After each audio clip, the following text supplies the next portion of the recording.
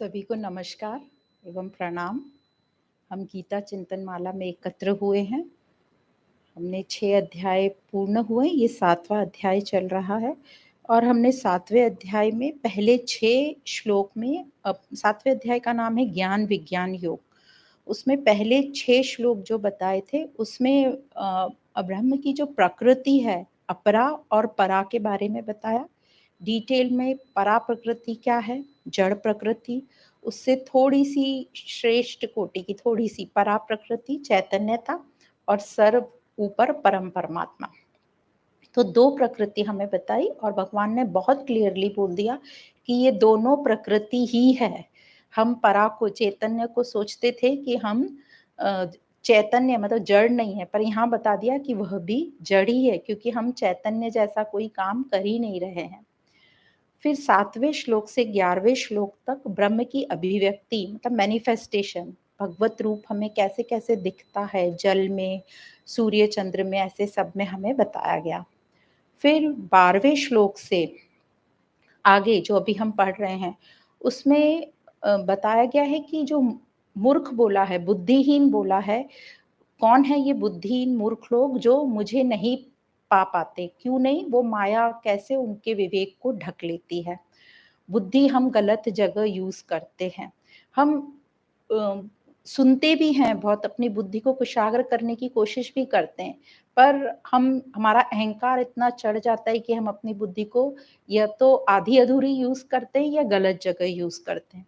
कई बार ऐसे देखा गया है कि हम आधी-अधूरी यूज़ करते हैं क्योंकि हम ठीक प्रकार से उस ज्ञान को जो बोला जा रहा है, पूरा-पूरा सुनते नहीं हैं और सुनते भी हैं तो उसका चिंतन-मनन ठीक प्रकार से नहीं करते।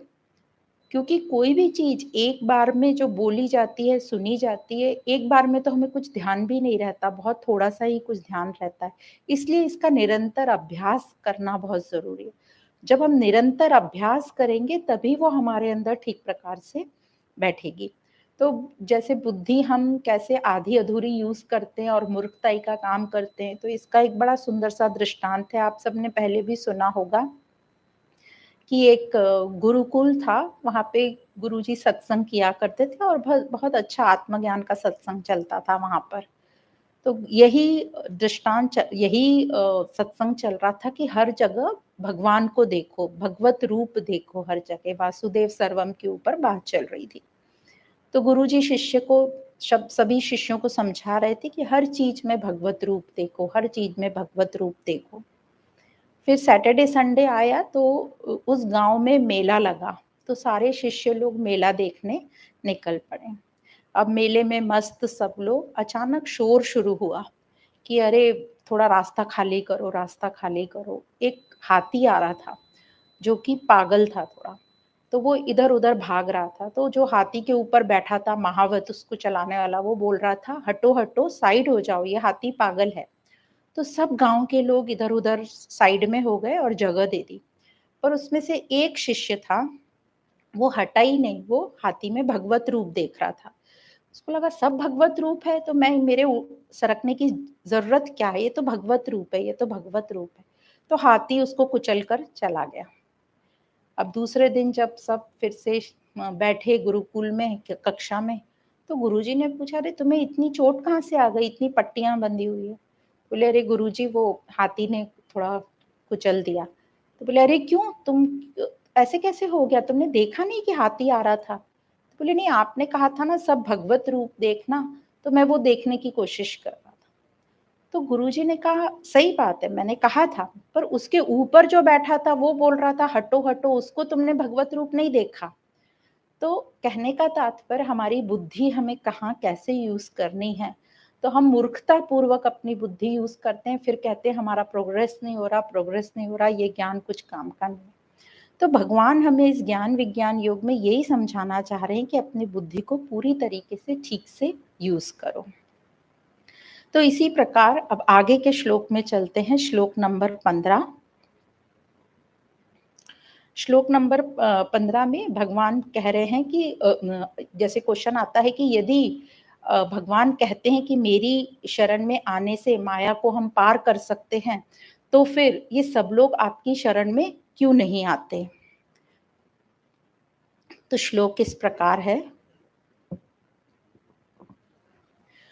न मां दुष्कृतेनो मूढ़ाः प्रपद्यन्ते नराधमाः माययापहृतज्ञाना आसुरं भावमाश्रितः। तो इसका मतलब ऐसे हिंदी शब्दों में बोलें तो ये है कि दुष्कृत्य करने वाले मतलब गलत काम करने वाले, मूढ़, नराधम, नराधम मतलब जो पशु पशु जैसे जिनका बिहेवियर होता है, मतलब नीचे की योनि, नराधम पुरुष मुझे नहीं भजते हैं, माया के द्वारा जिनका ज्ञान हर लिया गया है, वे आसुरी भाव को धारण किए रहते हैं। तो कहने का मतलब जिनकी बुद्धि पे माया पड़ी हुई वो आसुरी काम करते हैं। तो जो दुष्कृत और मूढ़ होते हैं, तो दुष्कृत कौन? जो परिवर्तनशील जो पदार्थ होते हैं, जो उनको ऑलरेडी प्राप्त है, मतलब वे मनुष्य जिन जो पदार्थ और वस्तुएं संसार में हैं, जो परिवर्तनशील है, जो उनको प्राप्त भी है, उससे वे बहुत ही ममता रखते हैं, मैं मेरी करते हैं। जैसे घर हो गया, प्रॉपर्टी हो गई, ये तो बड़ी चीजें हैं, छोटी छोटी वस्तुओं से भी वो बहुत ममता रखते हैं। और जो अप्राप्त है उसकी कामना रखते हैं। तो जो प्राप्त है उससे ममता रखते हैं और जो अप्राप्त है उसकी बहुत कामना करते हैं। और कामना, किसी भी चीज की कामना मतलब इच्छा, इच्छा पूरी हो गई तो क्या होता है? लोभ होता है कि और करें और करें। और इच्छा यदि पूरी नहीं हुई तो हमें क्या, थोड़ा सा क्रोध आता है, नाराजी आती है।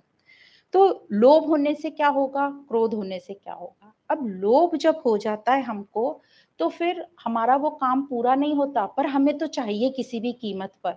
तो हम झूठ का सहारा लेते हैं, बेईमानी करते हैं, फरेबी करते हैं, लोगों को धोखा देते हैं, ये सब हम काम करने लगते हैं। और इन्हीं को यहाँ पर पाप कहा गया है, जो कि हम नैतिक वैल्यू में भी बोलते हैं ये सब पाप है।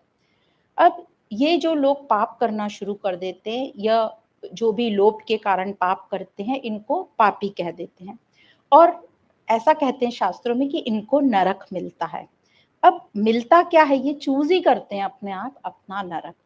और नरक मतलब कहीं दूर नहीं जाना है। हमको लगता है नरक मतलब ये मरने के बाद हमको कहीं दूसरे लोक में जाएंगे और वहां हमारी सुनवाई होगी, हमें पनिशमेंट मिलेगा। तो ये वेदांत हमको बहुत क्लियर करता है कि नरक दूर कहीं नहीं है, यहीं पर है। कैसे मिलेगा नरक? वो व्यक्ति भय में जिएगा, उसका स्वभाव बिल्कुल चिड़चिड़ा हो जाएगा, वो अननेसेसरी परिवारजनों पे क्रोध करता रहेगा, अ, उसको चिंता फिक्र सताती रहेगी हमेशा, क्योंकि गलत काम किए हैं तो उसे पकड़े जाने का भी बहुत डर रहेगा और उसकी सेहत बिगड़ती जाएगी। तो इसी को नरक कहा गया है। तो नरक कहीं दूर नहीं, यही बोल रहे हैं नरक। तो हमको यही गलत जो फहमी है इसको हमें समझ जाना है कि यही हमारा नरक है। तो ये तो हुआ लोभ का रिजल्ट। अब कामना होने से क्या होता है? मतलब वो संसार के भोगों में उलझा रहेगा, रोज उसको नई नई इच्छा होगी, कामना होगी और रोज नए नए भोगों में वो उलझा रहेगा। भोगों में उसे बहुत मजा आता रहेगा। तो उसको ये समझ ही नहीं आती कि ये जो उसको ये समझ लगता है कि ये जो संसार मिला है ये सुख भोग के लिए है, मजे करने के लिए है। और भले ही उसको पता है कि ये सब नाशवान हैं, ये खत्म होते जाते, फिर भी वो उनसे आसक्त रहता है। तो इतना आसक्त रहता है कि भगवान की तरफ या सत की तरफ तो उसकी नजर ही नहीं जाती, क्योंकि वो संसार में ही बहुत ज्यादा बिजी रहता है। तो इन्हीं को भगवान कह रहे हैं कि ये बुद्धिहीन लोग, क्योंकि ये तमोगुण में आ गए हैं और तमोगुण के कारण इनकी जो बुद्धि है पूरी खत्म हो गई है, ये ठीक प्रकार से सोच ही नहीं पा रहे। तो इन्हीं को बुद्धिहीन बोला है और तमोगुण के में ये आ गए हैं और बुद्धि इनकी पूरी खत्म हो गई है। इन लोगों को भ्रष्ट बुद्धि भी बोल देते हैं। अब भाष्यकार कहते हैं ऐसा कि ये जो लोग हैं, इनमें विवेक तो बहुत दूर की बात, सत असत नित्य अनित्य तो बहुत दूर की बात है। ये तो इतना भी नहीं डिसीजन ले सकते कि मुझे ये काम अभी करना चाहिए कि नहीं करना चाहिए। ये लोग छोटे छोटे डिसीजन सोच नहीं पाते, ऐसे को यहाँ पर मूढ़ कहा गया है। तो पूरे अध्यात्म में यही बार बार कहते हैं कि मूर्ख मत बनो, मूढ़ मत बने रहो, ज्ञान लो, जिज्ञासा होनी चाहिए ज्ञान का। उसको हमेशा अपने से क्वेश्चन करते रहो कि मैं ये क्यों कर रहा हूँ, इसका मैं क्या पाने के लिए कर रहा हूँ, ये मैं स्वार्थ भाव से तो नहीं कर रहा हूँ, इस तरीके का क्वेश्चन आना चाहिए। तो इस प्रकार इस श्लोक में कृष्ण कह रहे हैं कि दुष्कृति और मूढ़ व्यक्ति सत की राह पर चलने की सोच भी नहीं सकते, तो परमात्मा की शरण तो वो क्या ही जाएंगे। और फिर बताते हैं, तो जो क्वेश्चन था कि ये जो भगवान बोलते हैं कि मेरी शरण आ जा तो लोग क्यों नहीं आते, तो उनकी बुद्धि पे पूरा पर्दा पड़ा रहता है, वो संसार में ही लिप्त रहते हैं।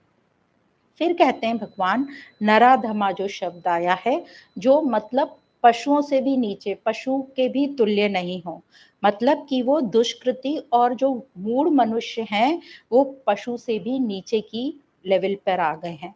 और कहते हैं कि पशु तो फिर भी थोड़ा मर्यादा का पालन कर लेता है, पर ये जो मनुष्य है उसने तो अपनी सारी मर्यादा को क्रॉस कर लिया, सब हदें उसने पार कर ली हैं। और वो जानते हैं अच्छे से कि मनुष्य शरीर किसी अच्छे के लिए मिला है, स्वयं को जानने के लिए, पर वो स्वयं को यूज ही नहीं करते, इस मनुष्य शरीर को साधन मानते ही नहीं और संसार में वो लिप्त रहते हैं। पूरे वक्त उनकी दृष्टि जो है दूसरों के ऊपर, ये संसार के ऊपर रहती है कि मैं कैसे क्या करके क्या पालूं, और वो गलत गलत चीजों में पड़े रहते हैं। और उनको ये जो सुख मिलता रहता है उसको भोगने की उनकी कामना कायम रहती है और उसी में रहते हैं, और ऐसों को नराधम कहा है, मतलब पशुओं से भी नीची योनि का। तो इसको बोलते हैं कि ये तो नरक प्राप्ति है, ऐसे लोग क्या मेरी शरण में आएंगे। फिर आगे इसी श्लोक में कहते हैं माया और आसुर भाव के बारे में बात की है। तो भगवान यहाँ पे कह रहे हैं माया अपहरत ज्ञाना, मतलब माया द्वारा जिनका ज्ञान हरा जा चुका है। तो कृष्ण कह रहे हैं कि ये जो 3 गुण वाली माया है, मतलब कौन सी, सत्वगुण रजोगुण और तमोगुण, इसी से पूरी माया बोलते ना, ये त्रिगुणमयी माया जो भगवान की शक्ति भी जिसको कहते हैं, ये जो इस 3 गुणों वाली माया से विवेक पूरा ढक जाता है, और उसके कारण जो मनुष्य अब है शरीर मन इंद्रियां मन अहंकार प्राण इन्हीं को पोषण करने में लगा हुआ है, क्योंकि उसकी बुद्धि अब पूरी ढकी हुई है, और इसी को आसुर भाव वाला भी कहा जाता है।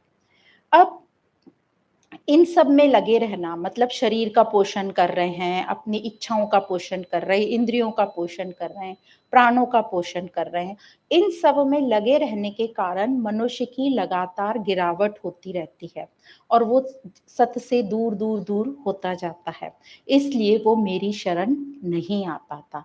तो एक बार जिसने गिरना शुरू कर दिया तो वो इस तरीके से गिरता है, जैसे आप ऊपर से सीढ़ियों पर से कोई बॉल को छोड़ दो तो टप टप करते हुए फटाफट नीचे आ जाती है, उस प्रकार मनुष्य की जो गति है पूरी गिरती जाती है, और वो अपने सत स्वरूप से दूर और दूर होता जाता है। तो जो भाष्यकार लोग हैं इसको और भी आगे समझाते हैं कि जिसका ज्ञान माया से ढका गया है, मतलब बुद्धि जिसकी माया से ढकी रहती है, उसको पता भी चल जाए कि ये जो सब पदार्थ हैं जिनको मैं इकट्ठा कर रहा हूँ या जिनसे मैं सुख भोग ले रहा हूँ, ये सब नाशवान है, पर फिर भी उसकी आसक्ति इतनी ज्यादा रहती है, फिर भी वो संग्रह करने में लगा रहता है, और चाहिए और चाहिए, क्योंकि उसको लगता है और में ही मेरी उन्नति है। उसने ये समझ लिया है, समाज की गलत धारणाएं जो बैठ गई है कि जितना मेरे पास और रहेगा उतनी मेरी समाज में प्रेस्टीज बढ़ेगी, उतनी मुझे सिक्योरिटी मिलेगी, उतना मैं पूजनीय बनूंगा, लोग मेरी वाहवाही करेंगे, और यही है एक सक्सेसफुल आदमी की परिभाषा। तो ऐसी उनकी सोच बन जाती है। तो यहाँ समझने की बात ये है कि जो हमारी गलत धारणाएं हैं कि इन सब चीजों से मैं बड़ा आदमी बनता हूँ, ये जो गलत धारणाओं ने हमारे अहंकार को बहुत बल दे दिया, बहुत बड़ा बना दिया। तो जिसके पास बहुत सारी चीजें होती है उसका अहंकार भी बहुत बड़ा हो जाता है। तो इन सब गलत धारणाओं ने हमारे अहंकार को एक बहुत बड़ा रूप दे दिया, और बहुत बड़ा विकृत रूप दे दिया। अब हम नाम रुपया फेम इन्हीं सब में अपने आप को बहुत सक्सेस प्रेस्टीज, ये बोलते ना कि किसी को पूछते हैं कि भाई किसने कितनी प्रगति की, किसका बच्चा अच्छा काम कर रहा है, तो जिसका बच्चा अच्छा बिजनेस और अच्छी पोस्टिंग पे, तो सब बोलते हैं उन्होंने बहुत बच्चे ने बहुत प्रोग्रेस कर ली, उनकी फैमिली ने बहुत प्रोग्रेस कर ली, बच्चों ने बिजनेस बहुत अच्छा संभाल लिया। तो व्यवहारिक तौर पे वो सही है, पर आध्यात्मिक हमें नहीं पता वो कितना सही है। तो इस प्रकार से ज़रूरी है, रुपया, पैसा, धन संपत्ति सब ज़रूरी है, पर कितनी ज़रूरी है वो हमें सोचना है। अब हम सब जानते हैं कि वो कितनी ज़रूरी है, हमें पता भी रहता है कि अब ये थोड़ा अति हो रहा है, पर फिर हम क्या पराधीन हो जाते हैं क्योंकि हमारी लाइफ़स्टाइल अब सब चेंज हो गई है। तो वो लाइफ़स्टाइल मेंटेन करने के लिए जो हमने अपने बच्चों को भी लाइफ़स्टाइल दे दी है, तो अब ऐसा लगता है वो मेंटेन करने के लिए इतना तो चाहिए ही। और बच्चों ने यदि हमसे ज़्यादा नहीं किया तो हम उसको भी फेलियर मानते हैं। तो इस प्रकार ये सब चीज़ें ज़रूरी हैं, पर एक लिमिट, ये शरीर है तो उसका निर्वाह करने के लिए सब चीज़ लगेगी, पर कितनी चाहिए वो हमें डिसाइड करना है कि कितना दिखावे के लिए चाहिए, कितना स्टाइल के लिए चाहिए, कितना प्रेस्टीज के लिए चाहिए, वो हमें अच्छे से अब समझ में आना चाहिए। और हम धन से ज़्यादा जैसे संख्या पे ज़्यादा जोर देने लगे। धन को तो इम्पोर्टेंस देते हैं, धन की वैल्यू है, पर संख्या किसके पास कितना ज़्यादा है। तो ज़्यादा ये जो संख्या हो गई है ज़्यादा की, ये ज़्यादा की तो कोई लिमिट ही नहीं है। ये ज़्यादा भी जो है, ये जो संख्या है, ये भी हमारा जो अभिमान को बढ़ाने में बहुत काम करती है। कितना, कितना, कितने हमारे बढ़ गए हैं, कितने नंबर्स बढ़ गए हैं। तो ये नंबर गेम में हम बहुत उलझ गए और हमारा अभिमान ये बढ़ता जा रहा है। तो अब मुझे सब कुछ इतना हमको समझ आ रहा है, तो अब हमें अपने ऊपर काम करना चाहिए कि हमने अब अपनी लाइफ को कैसे आगे ले जाना है। अब यह जो अभिमान बता रहे हैं कृष्ण, ये अभिमान को भी ये आसुरी संपत्ति बता रहे हैं। अब जो दुःख दुःख बता दिए, पाप बता दिए, ये सब आसुरी संपत्ति को और आगे बढ़ाते रहते हैं। अब फिर कृष्ण कहते हैं ऐसे मूढ़ मनुष्य मेरे शरण नहीं आते। सबको बता दिया, अब बता दिया कि ऐसे मनुष्य मेरे शरण नहीं आते। तो अब हमको डिसाइड करना है कि अब हमको किस राह पे जाना है। कृष्ण ने तो सब ज्ञान दे दिया खुला खुला, अब हमको डिसाइड करना है। तो ये हमारे को कब समझ में आएगा, जब हमारी जिज्ञासा बढ़ेगी। और जिज्ञासा कब बढ़ेगी? हम्म आएगा। अभी हम आते हैं फिर से उसी पे। सौदा कर लिया हमने कल। दोनों में शरण, मेरी शरण आते हैं ना। प्रपद्यन्ते मतलब मेरी शरण आना। हाँ, तो वो मेरी शरण नहीं आएंगे। जो माया से लिप्त हैं वो मेरी शरण नहीं आएंगे। हाँ, जो पशु की योनि जैसे हैं, जो पशुओं से भी गए गुजरे हैं, वो लोग भी मेरे शरण में नहीं आएंगे। तो यहाँ पे टॉपिक यही चल रहा है कि कौन लोग मेरी शरण नहीं आएंगे। तो 14-15 में यही टॉपिक चल रहा है।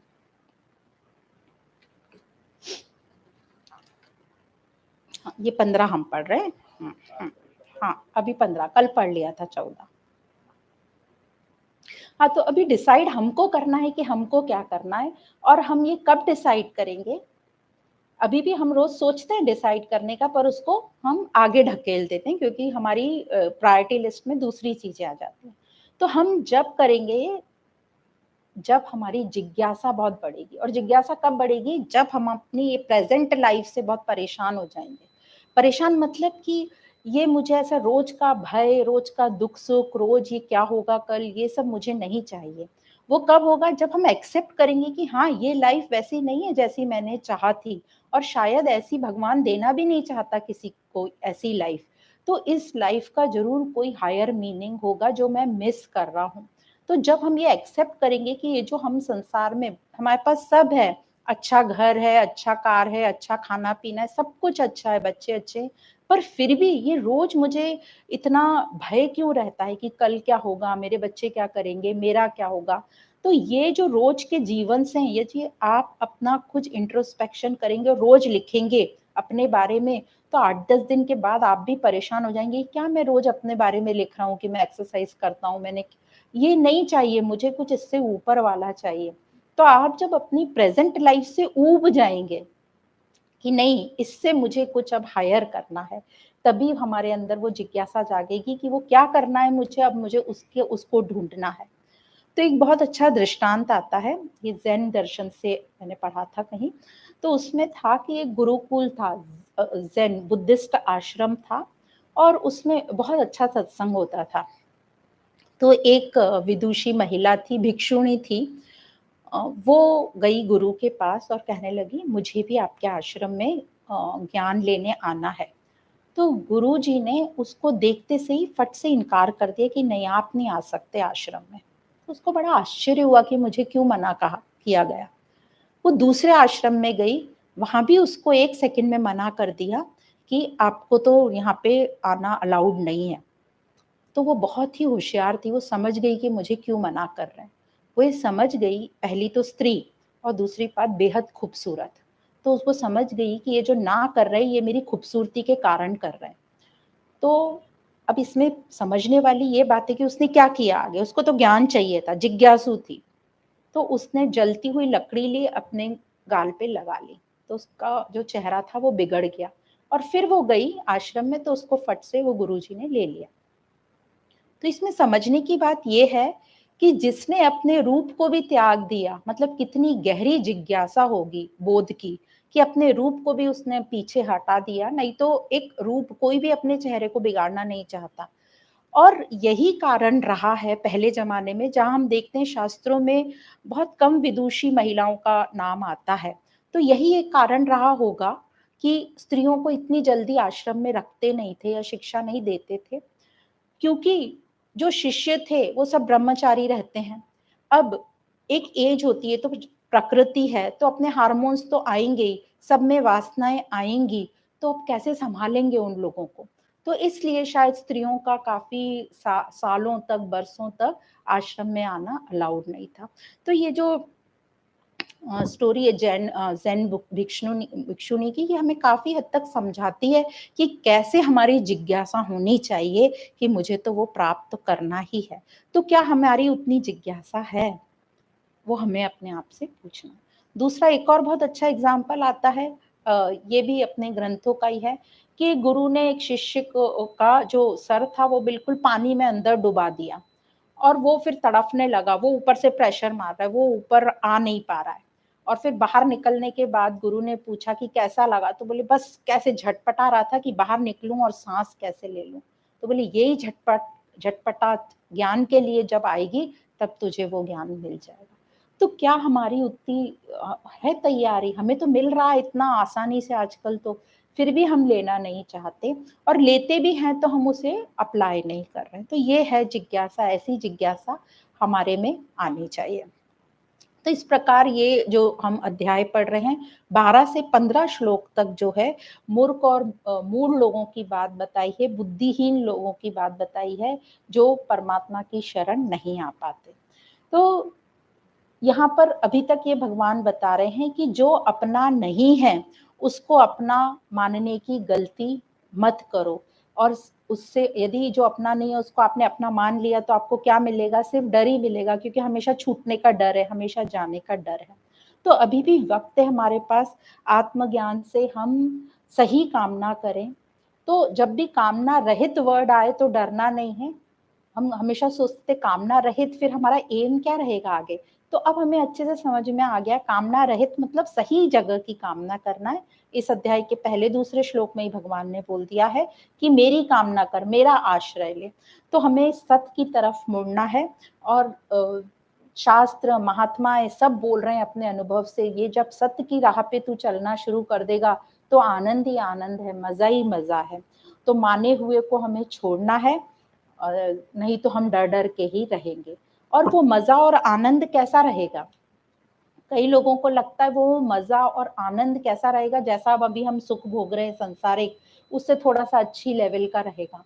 तो यहाँ फिर से महात्मा लोग बताते हैं, वो जो आनंद है वो सुख दुख की परवाह नहीं करने वाला आनंद है। ऐसा नहीं है कि आपको बहुत ज्यादा उत्साह ऐसा हो जाए, एक आप अलग ही मस्ती में रहोगे, उस तरीके का वो आनंद बताया है। तो जो भी हम भगवत प्राप्ति की बात कर रहे हैं, तो प्राप्ति की बात ना करके हम ज्यादा ये बात करें कि जो भी चीज जड़ता हमने पकड़ के रखी है उसे हमें नकारते रहना है। जितना जितना हम नकारेंगे उतना उतना हम प्राप्ति की तरफ बढ़ते जाएंगे। तो क्या प्राप्त होगा वो शब्दों में कहना तो मुश्किल है, क्योंकि वो वही कह सकता है जिसको वो ब्रह्म की प्राप्ति हो गई है। और जिसको वो ब्रह्म की प्राप्ति हो गई है वो तो मौन ही रहता है, बाकी लोग तो बोल ही नहीं सकते उसके बारे में।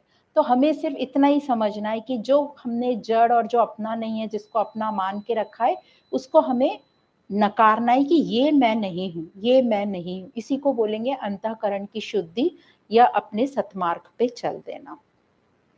तो अब ये आगे के जो श्लोक में 16 से 19 नंबर के श्लोक में कृष्ण भगवान बता रहे हैं 4 प्रकार के जो भक्त होते हैं उनकी बात कर रहे हैं। तो श्लोक नंबर 16 चतुर्विधा भजन्ते माम जना सुकृतिनो अर्जुन आर्तो जिज्ञासुर अर्थार्थी ज्ञानी च भरतर्षभः। तो भगवान कह रहे हैं हे भरतवंशियों में श्रेष्ठ अर्जुन। अब यहाँ अर्जुन के लिए शब्द यूज किया भरत अर्षभ, तो उसका एक्चुअली मन मतलब होता है बहुत बलवान, जो इंग्लिश में बोलते हैं बुल जैसा, इतना बलवान हो। तो अर्जुन के लिए भरत अर्षभ शब्द यूज किया है, और ऐसे किताबों में लिखा है भरतवंशियों में श्रेष्ठ अर्जुन, अति बलवान। उसको कह रहे हैं पवित्र कर्म करने वाले, अर्थार्थी, आर्थ, जिज्ञासु और ज्ञानी अर्थात प्रेमी। ज्ञानी को प्रेमी भी कहा है। ये 4 प्रकार के मनुष्य मेरा भजन कर में दुष्कृतिन बोला गया था, जो शब्द आया था कि वो किसके लिए, जो मनुष्य सिर्फ अपनी प्रकृति सजाने में लगाते हैं, मतलब जो प्राप्त है उससे ममता और जो प्राप्त नहीं है उससे कामना, मतलब अपनी इच्छा पूर्ति में लगे रहते हैं। तो कृष्ण कह रहे हैं मेरा उनसे कोई वास्ता नहीं है। और आगे कहते हैं कि उसे पता ही नहीं है कि जीवन का उद्देश्य क्या है। तो जीवन हमें, कई लोगों को आप सुनते होंगे जीवन का उद्देश्य ही नहीं पता है, तो क्या बोलते रहते हैं अब जीवन में आए हैं तो जीना ही पड़ेगा, अब जो भी है भोगना ही पड़ेगा। तो चॉइस हमारी है कि हमको भोगना है कि आगे बढ़ना है, कि बस ऐसे ही जीवन को कोसते रहना है और दुखी यहाँ बैठे रहना है। कहा जाता है ये जो मनुष्य शरीर मिला है, हमें आयु मिली है, इसमें पूरी पूरी संभावना है कि आप सत्य की तरफ बढ़ चलो, उसी के लिए ये शरीर मिला है। पर हमें ना समझी के कारण हम ये मनुष्य शरीर ऐसे ही गंवा देते हैं। तो चॉइस हमारे पास है कि हमें क्या करना चाहिए। फिर भी हम क्यों नहीं कर पाते, क्योंकि हम बुद्धि को यूज ही नहीं करते। हम गलत धारणाओं में ही जीते हैं, किसी ने कुछ बोल दिया, मान लिया, कर लिया। हमने अभी तक बचपन से अभी तक जो हमारे बड़ों ने कहा उसको मान लिया, उसको हमने कहीं पे भी चेक करने की, किसी ने जो कह दिया कर लिया, चेक करने की कोशिश नहीं की। पर अब हम लोगों को ये शास्त्रों का साथ मिल रहा है, बहुत अच्छे से बहुत चीजें मिल रही हैं, तो अब तो भी हम वो धारणाओं को चेंज कर सकते हैं। पर हमारी ये धारणा मतलब इतनी पक्की हो गई है कि हम चेंज भी करने को तैयार नहीं होते। हम इतने कट्टर होकर बैठे हुए कि जो मुझे बोला गया है वही सही है, और आज कोई आपको बता दे सही बात इसमें से ही, श्लोक में से ही, तो आप उसको भी नकार देंगे। मैं तो नहीं मानता, मैं तो ये सोचता हूँ, मेरा तो अनुभव है। ये जो हमारे अनुभव होते हैं वो कैसे अनुभव होंगे, जड़ अनुभव ही होंगे ना, क्योंकि अभी तो हमारी मन और बुद्धि शुद्ध है ही नहीं। तो हमारे अनुभव क्या होंगे, जड़ता वाले ही होंगे, माया वाले ही होंगे, संसार वाले ही होंगे। तो पहले हमें अपनी बुद्धि और मन को शुद्ध करना है, फिर अपने अनुभव की बात करना। जिसको सही में अनुभव हो गया वो तो मुंह ही नहीं खोलेगा अपना। तो इस प्रकार से हमें अपनी गलत धारणाओं को अब तो भी स्वीकार करना है कि ये गलती हो गई हमसे, क्योंकि गलती स्वीकारना भी अपने अहंकार को नीचा करना, और अहंकार हम नीचा कर नहीं सकते हैं। तो ये तो भी अब हमें टाइम मिल रहा है कि हम अपनी गलतियों को सुधार लें। तो हम इतनी ज्यादा अपनी गलत धारणा या बोले उपाधियों में, संसार में गुथे हुए हैं कि हम उससे बाहर ही नहीं निकलना चाहते। हो सकता है क्योंकि हमारे अंदर डर बैठा हुआ है कि ये उपाधि छिन जाएगी तो मेरा क्या होगा, इनसिक्योरिटी वाला फीलिंग होता है।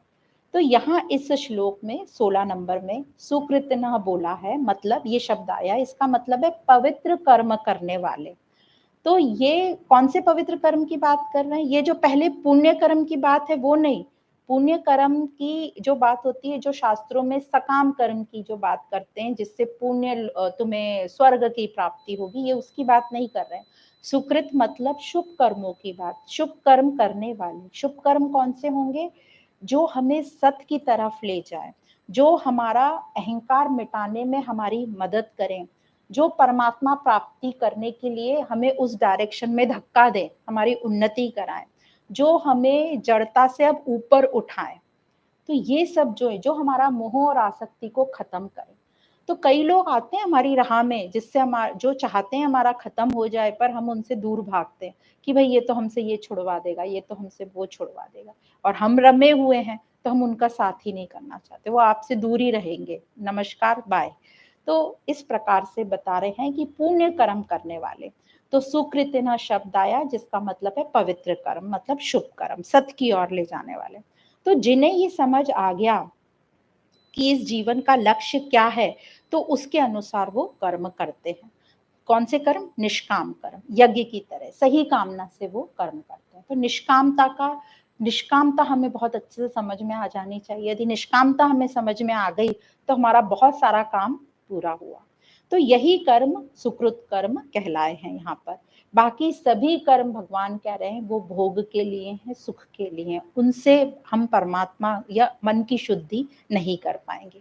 तो जिस दिन हम ये डिसाइड भी कर लें कि हम आज से सुकृत कर्म करेंगे, वही दिन हमारे लिए पवित्र मोस्ट पवित्र दिन होगा, वही शुभ दिन होगा, वही शुभ मुहूर्त होगा।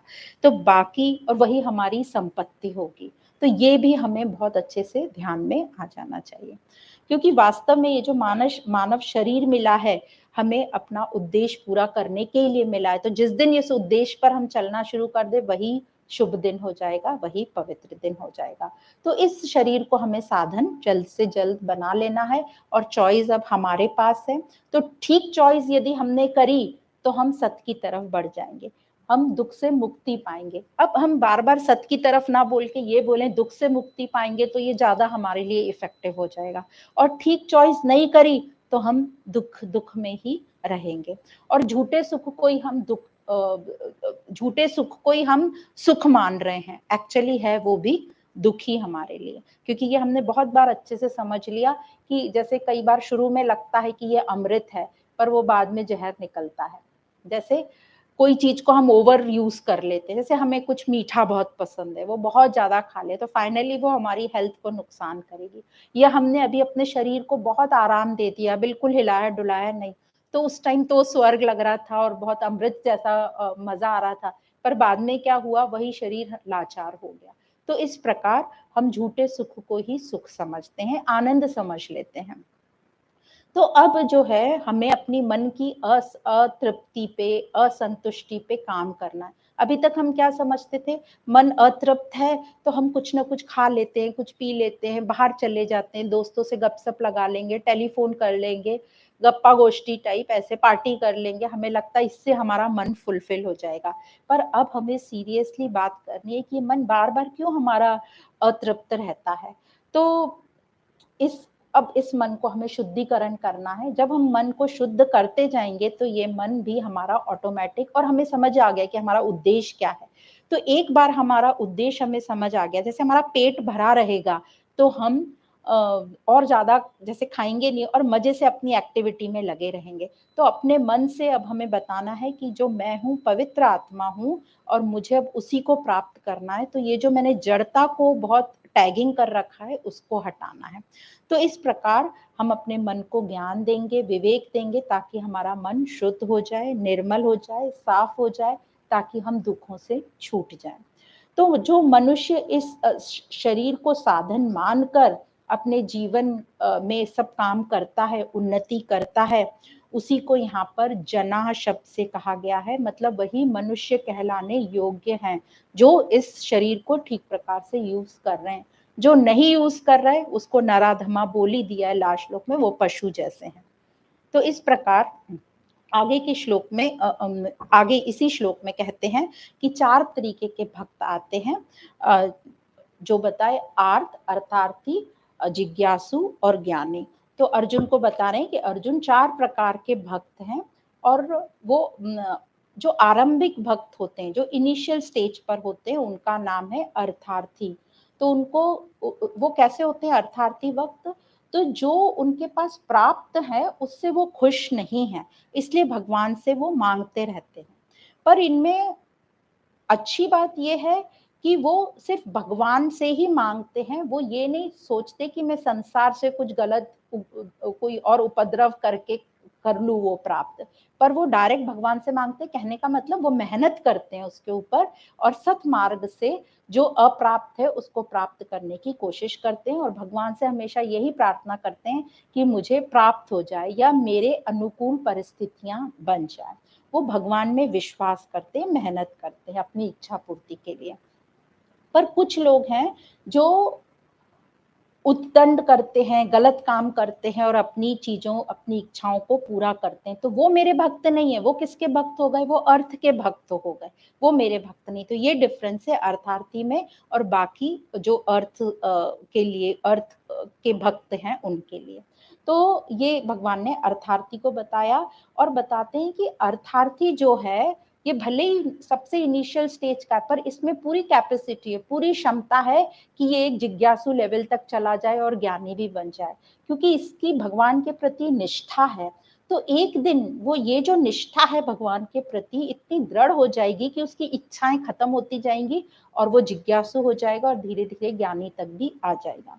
तो इस अर्थार्थी को समझाने के लिए भाष्यकार जो है एग्जाम्पल देते हैं बालक ध्रुव का, कि जब ध्रुव ने जिद करी अपने पिता की गोद में बैठने का, तो जो उनकी स्टेप मदर थी उसने मना कर दिया कि तुम इसके अधिकारी नहीं हो क्योंकि तुमने भगवत भजन नहीं किया।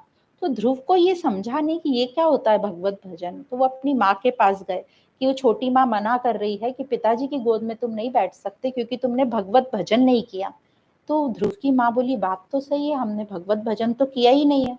तो उसने पूछा माँ से कि कैसे करते हैं भगवत भजन। अब माँ को भी ज्यादा ज्ञान नहीं था, उसने कहा शायद जंगल चले जाओ, कोई मिल जाएगा, शायद नारद जी का बताया भी होगा और ठीक से मुझे याद नहीं। तो ध्रुव तो बहुत, क्योंकि अब उसका उद्देश्य क्लियर हो गया था। क्या उद्देश्य था? पिताजी की गोद में बैठना है। अब पिताजी की गोद में बैठना है तो अब यहाँ में बहुत सारी चीजें समझने की, उसको भौतिक पिता, बायोलॉजिकल फादर की गोद में बैठना है। अब इसका रास्ता क्या है? भगवत भजन। तो हमें भगवत भजन करना, प्राप्ति क्या करनी? पिता की गोद में बैठना। तो फिर नारद जी मिले, नारद जी ने कहा ऐसे थोड़ी ना होगा, पर ध्रुव ने कहा नहीं, मेरा उद्देश्य क्लियर है, मुझे पिताजी की गोद में बैठना है, भगवत भजन करना है, और वो निकल पड़े। तो वो दृढ़ता से क्या हुआ, जब उन्होंने भगवत भजन शुरू किया, मतलब ज्ञान विज्ञान के साथ जिज्ञासा थी उनमें, तो जब उनको वो जिज्ञासा उनकी पूरी हुई तो उनको समझ गया कि ये बायोलॉजिकल फादर नहीं, मेरे को तो परमात्मा की गोद में बैठ गए ना वो तो जाकर। तो उनको राज्यपाठ भी मिला और उनकी इच्छा तो पूरी हो ही गई, इच्छा खत्म ही हो गई वो पिता की गोद में बैठने की। तो जैसे ही हम भगवत भजन या जिज्ञासा या सतमार्ग पे चलना शुरू करते हैं तो ये हमारी भौतिक जिज्ञासाएं समाप्त हो जाती है। तो ये बहुत अच्छे से हमको समझ में आता है कि वो बायोलॉजिकल फादर की गोद में बैठते बैठते वो तो परम पिता की गोद में ही बैठ गया। अब जो दूसरा भक्त बताते हैं वो है आर्त। आर्त कहलाता है। अब आर्त किस प्रकार का है? वो प्राप्त परिस्थितियों में संतुष्ट है, तो इसलिए इसकी कैटेगरी थोड़ी ऊंची हो गई। वो संतुष्ट है, उसको जो भी परिस्थिति मिल जाए। पर कोई आफत आ गई, कोई मुश्किल आ गई तो वो घबरा जाता है, उसको वो फेस नहीं कर पाता। फिर वो भगवान से प्रार्थना करता है कि ये जो प्रतिकूल कंडीशंस हैं, जो मेरे विपरीत परिस्थितियां हैं, इसको दूर करो, मेरे से सहन नहीं हो रहा। तो इस प्रकार जो है ये सेकंड वाला होता है और इसका एग्जाम्पल देते हैं, पर वो भी डायरेक्ट भगवान से ही बोलता है। वो कोई उद्दंड फिर नहीं करता, वो हटाने के लिए मेहनत करता है उसके लिए। तो उसमें एग्जाम्पल देते हैं उत्तरा का। तो उत्तरा जब गर्भवती थी तो उसने डायरेक्टली कृष्ण को प्रार्थना करी कि मेरे कोख में जो बच्चा पल रहा है उसको संकट है। तो इस तरीके से डायरेक्ट वो दुख में थी तब उसने याद किया, ऐसा एग्जाम्पल देते हैं। अब जो तीसरा है उसको बोलते हैं जिज्ञासु भक्त। तो ये जो जिज्ञासु होता है ये अपने स्वरूप या तत्व या सत्य को पाने के लिए या जानने के लिए उसमें तीव्र इच्छा रहती है। जैसे हमने अभी जिज्ञासु की बात की, मैं कौन हूँ, ये जगत क्या है, ईश्वर कौन है, परमेश्वर कौन है, उसके दिमाग में बहुत क्वेश्चन आते हैं और उसको बस कैसे भी मुझे पाना है। उसकी जिज्ञासा इतनी तीव्र रहती है कि तन मन धन सब वो न्यौछावर करने को तैयार हो जाता है, जप तप जो करना है वो उसके लिए करेगा। जैसे हमने अभी ये जिज्ञासु भिक्षु की वार्ता सुनी। तो इसमें एग्जाम्पल देते हैं उद्धव जी का। तो उद्धव जी भी बहुत जिज्ञासु थे, वो ज्ञानी की कैटेगरी में भी रखा जाता है उनको। तो वो कृष्ण से उपदेश सुनने के लिए हमेशा व्याकुल रहते थे और कृष्ण ने भी उनको दिव्य ज्ञान दिया था। नचिकेता का भी एग्जाम्पल इसमें ही आता है, जो यमराज के पास गए थे अपने, जो अपन उपनिषद में पढ़ते हैं। और फिर चौथा आता है ज्ञानी। ज्ञानी को प्रेमी भी कहते हैं, क्योंकि उसको अपने उद्देश्य से बहुत प्रेम है। तो जिसको भी अपने उद्देश्य से प्रेम है वही पूरा कर पाएगा उसको। तो ये जो आर्त, अर्थार्थी और जिज्ञासु होते, इन तीनों से ये जो चौथा भक्त है ज्ञानी, इसको इसको श्रेष्ठ मानते हैं और इसको प्रेमी भी कहते हैं। अब इसको क्यों श्रेष्ठ मानते हैं? क्योंकि इसको भगवान से कुछ नहीं चाहिए। ये भक्त बस प्रेम में मस्त रहता है। क्यों कुछ नहीं चाहिए? कि मिला ही पड़ा है भगवान से वो, इसलिए उसको कुछ नहीं, वो और भगवान एक ही हो गए। तो किसी भी स्थिति में, चाहे उसकी अनुकूल हो चाहे प्रतिकूल स्थिति हो, उसे वह परिस्थिति में कोई ये जिज्ञासा या कुछ भी ऐसी कामना नहीं रहेगी कि ये चेंज हो जाए। वो हर स्थिति को एक खेल करके देखेगा, जिसको हम यूजली लीला बोल देते हैं, ड्रामा बोल देते हैं। हर स्थिति को वो ड्रामा है, चल रहा है, उसको कोई इच्छा नहीं कि इसको चेंज कर दे। और किसी भी स्थिति में वो शिकायत नहीं करेगा, उसको स्वीकार भाव रहेगा। जो भी है भगवान की दी हुई स्थिति है और उसको स्वीकार रहेगा। उसको हर जगह भगवान का स्वरूप दिखेगा। तो इसमें भी कई लोगों को लगता है स्वरूप दिखेगा मतलब सब में कृष्ण दिखेंगे। तो ये दिखना इन आंखों से तो पॉसिबल नहीं है। तो सब में कृष्ण दिखेगा मतलब वो स्वीकार भाव में, जो जैसा है उसको उसने स्वीकार कर रखा है कि सब भगवत रूप ही है। तो ये हमें बहुत समझना पड़ता है इसमें चिंतन मनन करके कि उनका ये कहने का मतलब क्या है। अब इस जो ज्ञानी भक्त में कोई भी इच्छा नहीं रहती, केवल प्रेम रहता है, क्योंकि वो अनंत को समर्पित हो गया है, भगवान की शरण में आ गया है। वो निस्वार्थ रहता है, वो नित्य, उसकी दृढ़ता बहुत पक्की रहती है, दृढ़ रहता है, और उसका मन जो है अनुशासित रहता है। तो इसमें एग्जाम्पल गोपियों का देते हैं कि कैसे वो प्रेम में रहती हैं, उनमें त्याग भाव भी था और प्रेम अथा प्रेम था। तो प्रेम जो होता है, प्रेम मतलब कोई रिटर्न नहीं चाहता किसी चीज से। हम लोग कहते हैं कि जो माँ बाप हैं वो अपने बच्चों से बहुत प्रेम करते हैं, हमने वो प्रेम वर्ड को भी बहुत हल्का बना दिया। पर हम सभी माँ बाप देखते हैं कि हम सबको अपने बच्चों से कुछ ना कुछ तो चाहिए रहता है। मतलब वो हमारा कहना सुने, ये तो छोटी बात हो गई, ये हमारा ध्यान रखें, इस तरीके से हमें कुछ ना कुछ तो रिटर्न चाहिए रहता है। वो कब पता चलता है? जब बच्चे हमारे खिलाफ जाते हैं, तब हमें पता चलता है कि हमें इनसे क्या चाहिए। बल्कि बाकी टाइम हम बोलते रहते हैं हमें इनसे कुछ नहीं चाहिए, बस ये खुश रहें। पर जब वो अपनी खुशी आके व्यक्त करते हैं हमारे सामने कि हमें उसके साथ खुशी है, तो हम ऊपर नीचे हो जाते हैं। तो हमें भी उनसे बहुत कुछ चाहिए, तो एक्चुअली हम भी उनसे प्रेम नहीं करते। पर ये ज्ञानी का बता रहे, वो ऐसा प्रेम करता है कि उसे भगवान से कुछ भी नहीं चाहिए। तो इस श्लोक में यहाँ जो भक्त, उन्हीं को कहा गया है जिसका किसी भी तरह से भगवान से रिश्ता है। यह तो मांगने का रिश्ता है, या दुख दूर करने का रिश्ता है, चाहे उससे भगवान को जानने की जिज्ञासा है, और जिसे भगवान से प्रेम है। तो ये चारों तरीकों को भक्त कहा गया है, क्योंकि इनका किसी न किसी रूप में भगवान से रिश्ता है। पर ये जिनको ये लगता है कि भगवान नहीं, संसार ही हमको सब चीजें फुलफिल कर देगा, हमें हमारा संसार से ही सब भोग पूरा हो जाएगा, संसार से हमारी सारी जिज्ञासाएं मिट जाएंगी, तो वे भक्त नहीं कहलाते। ये क्लियर किया है यहाँ पे। तो प्रेम की बहुत महिमा बताई है। जैसे जो ज्ञानी है उसको प्रेमी कहा है। तो संतों की वाणी में हम सुनते भी हैं, ढाई आखर प्रेम का पढ़े सो पंडित होए। तो ये जो ढाई अक्षर का शब्द है, इसमें बहुत वजन है। तो इस प्रेम शब्द को हम भी लाइटली यूज नहीं करें कि हमें बहुत प्रेम है उससे। हमें कोई प्रेम नहीं है, हम सब लोग कैसे हैं, स्वार्थी हैं। हाँ हाँ, व्यवहारिक हैं। या एक ओम नाम सतनाम बोला है, इसकी भी बहुत महिमा बताई है। तो इस प्रकार ये चार भक्त बताए। तो इसका एक और दृष्टांत बताते हैं कि कैसे एक्सप्लेन करते हैं, कैसे समझ जाएगा हमें। चार भाई थे, चार लड़के थे, उनके पिताजी आम लेकर आए। तो जो पहला पहला जो लड़का था, अर्थार्थी जिसको हम कहते थे, वो मांगने लगता है, दे दो मुझे आम दे दो। तो पिताजी ने उसको आम दे दी। जो दूसरा है उसको लग रहा मेरे को मिला नहीं, मेरे तो दुख हो रहा है उसको कि मैंने आम टेस्ट नहीं किया, तो वो रो रो के मांग रहा है मुझे दो। तो उसको ये नहीं कि मुझे प्राप्त नहीं, उसको है कि मेरे को दुख हो रहा है कि मुझे नहीं मिला, तो वो आर्थ हो गया। अब जो तीसरा था वो सिर्फ देख रहा है, मांग नहीं रहा, वो जिज्ञासु जिसको बोल रहे हैं, वो मांग नहीं रहा, सिर्फ देख रहा है। और जो चौथा है वो ना मांग रहा है ना देख रहा है, वो अपनी मस्ती में गुम है। मतलब उसने ईश्वर की जो भी लीला है उसको स्वीकार कर लिया है। तो इस तरीके से ये 4 भक्तों का एग्जाम्पल दिया जाता है किताबों में। तो अब ये जो 4 थे अर्थार्थी, जो सबसे इनिशियल वाला, तो इसमें हमने समझ लिया कि ये अनुकूलता में, ये जो इसकी जो स्थिति है, अनुकूल स्थिति, उसको ये सोचता रहता है कि बस मेरी अनुकूल स्थिति बनी रहे। तो ये सबसे इनिशियल कोटि वाला। फिर है आर्थ, वो प्रार्थना करता है कि प्रतिकूल मतलब वो मिटा दे, दुख मिटा दे मेरे। और जिज्ञासु तो भगवान को जानना चाहता है, और जो ज्ञानी रहता है वो भगवान से कुछ नहीं चाहता, वो प्रेम में रहता है।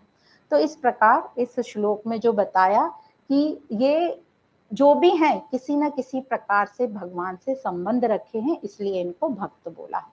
तो 2 प्रकार के लोगों की बात आई 15 और 16 नंबर के श्लोक में। 15 नंबर के श्लोक में शब्द आया दुष्कृति मनुष्य, मतलब पाप कर्म करने वाले, बुद्धिहीन। अब ये पाप कर्म कौन से थे जो हमने उसमें पढ़े थे? एक तो व्यवहारिक, जो गलत काम, लोभ के कारण गलत काम कर लेते हैं, वो व्यवहारिक हो गए।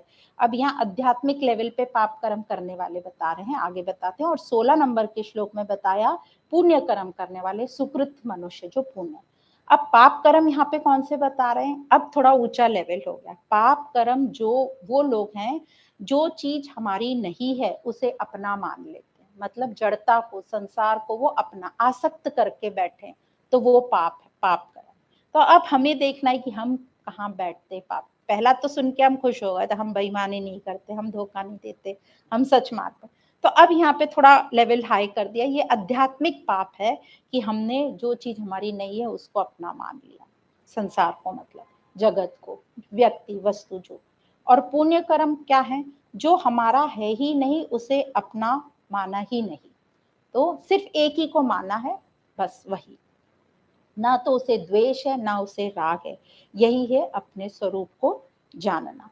तो इस प्रकार ये 15 और 16 नंबर के श्लोक में आता है।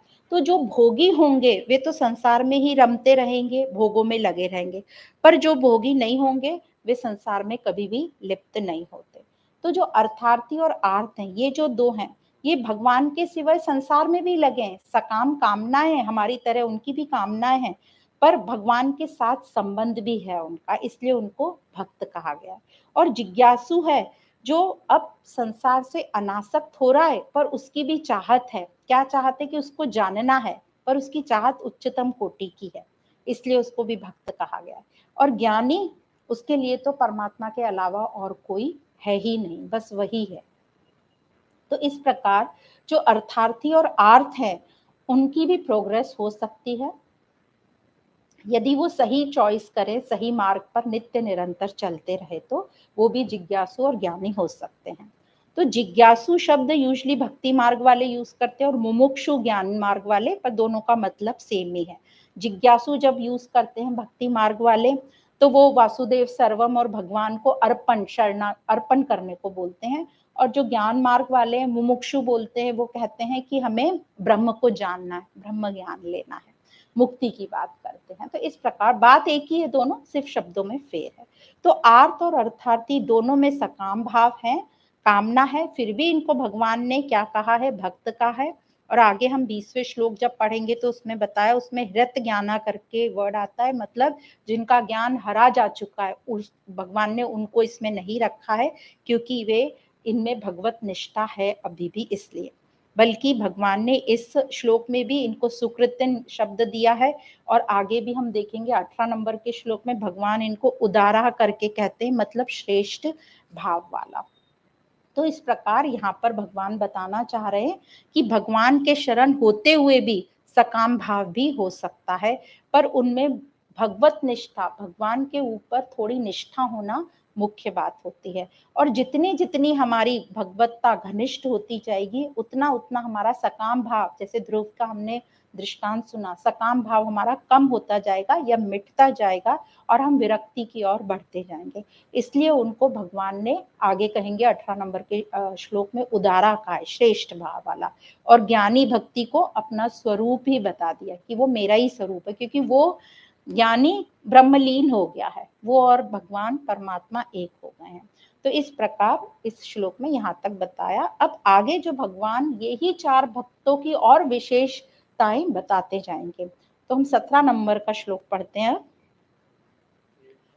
ज्ञानी नित्ययुक्त एक भक्तिर्विशिष्यते प्रियो हि ज्ञानिनो इत्यर्थम अहम सच मम प्रियः। तो भगवान यहाँ पे कह रहे हैं उन 4 भक्तों में मुझ में निरंतर लगा हुआ अनन्य भक्ति वाला कौन है? ज्ञानी अर्थात प्रेमी, उसी को प्रेमी कहा है, वह श्रेष्ठ है, क्योंकि ज्ञानी भक्त को मैं अत्यंत प्रिय हूँ और वह मुझे अत्यंत प्रिय है।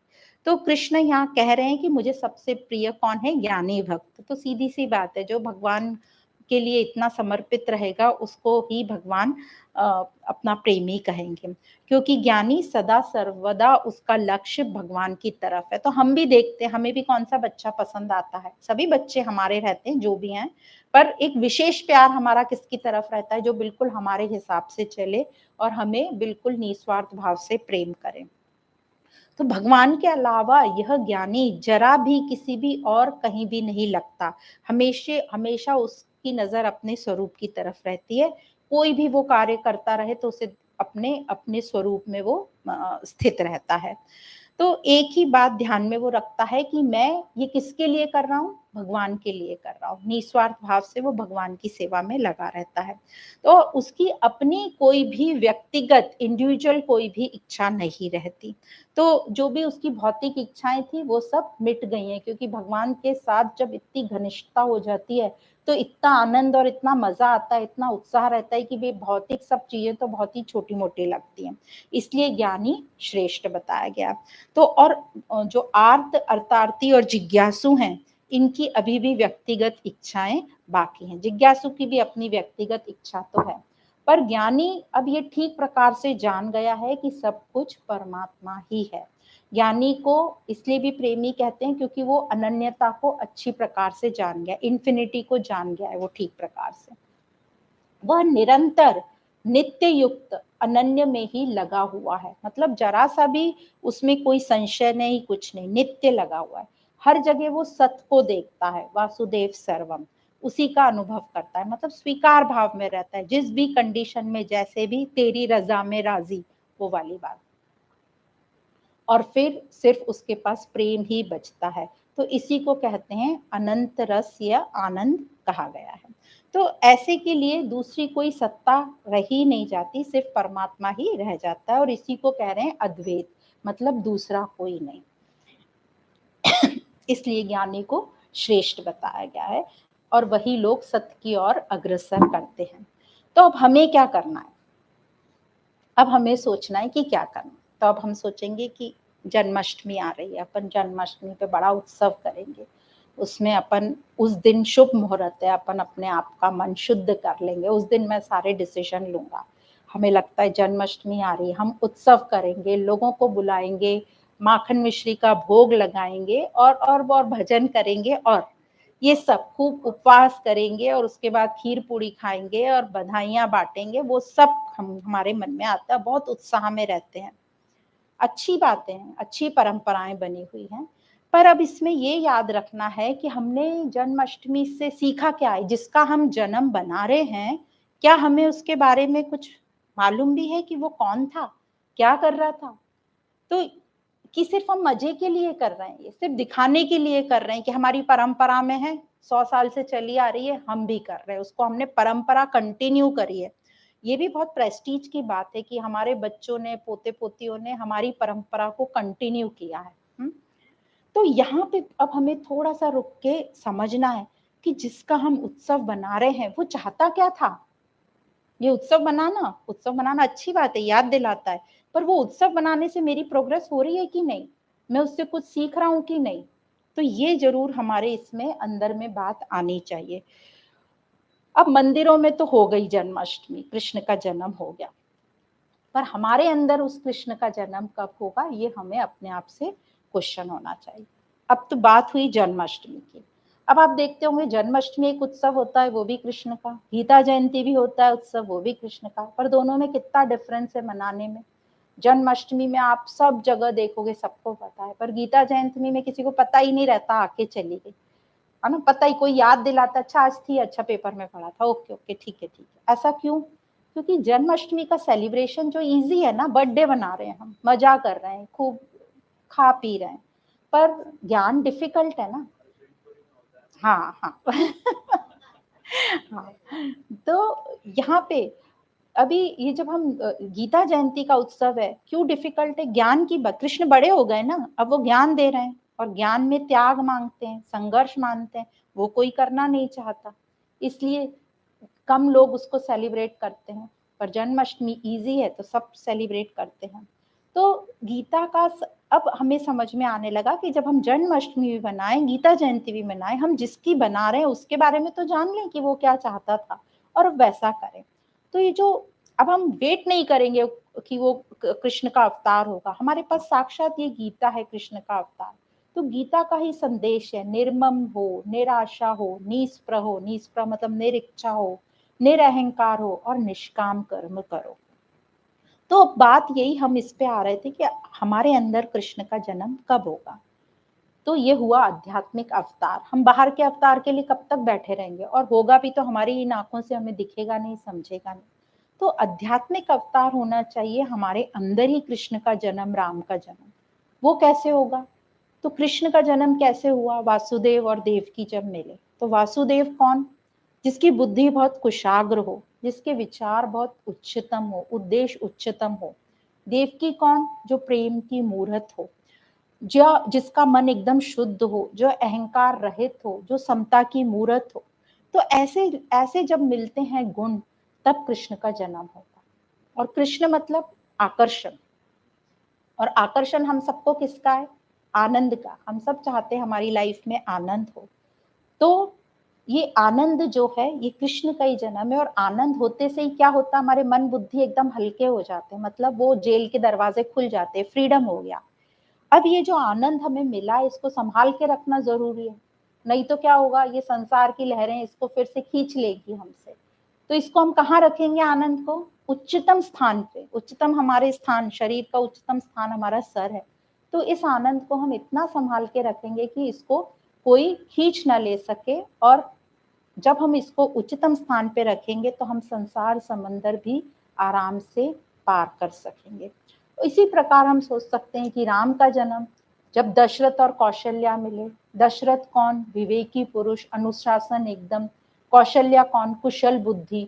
ऐसे मिले जब विचार, तो राम का जन्म। राम मतलब आनंद, राम मतलब शांति। कहाँ जन्म होता है? अयोध्या में, जहाँ युद्ध नहीं है, शांति है। तो वो हुआ राम का जन्म। तो हमारा उद्देश्य यही होना चाहिए कि हम सच्चित आनंद घन को प्राप्त करें। घन मतलब सॉलिड, सॉलिड मतलब इतना सॉलिड कि और किसी की जगह ही नहीं हो उस आनंद में। तो ऐसा आनंद की हमें प्राप्ति हो। तो इस आध्यात्मिक ज्ञान में, इस खासकर इस ज्ञान विज्ञान योग में, विज्ञान मतलब जिज्ञासा, अनुभव, तो जिज्ञासा करेंगे हम, ताकि हम भी उस ज्ञान को, सत्ज्ञान को पा सकें। ये बताने का तात्पर्य इस अध्याय में यही कहा गया है कि किसी भी प्रकार से हमारी जिज्ञासा बढ़े। तो आज हमने पढ़ा 15, 16 और 17 नंबर का श्लोक। तो पहले हमने लोभ और कामना पे भी पढ़ा। लोभ से हम पापी हो जाते हैं, कामना से हम बुद्धिहीन, मूढ़ता आ जाती है हमारे में।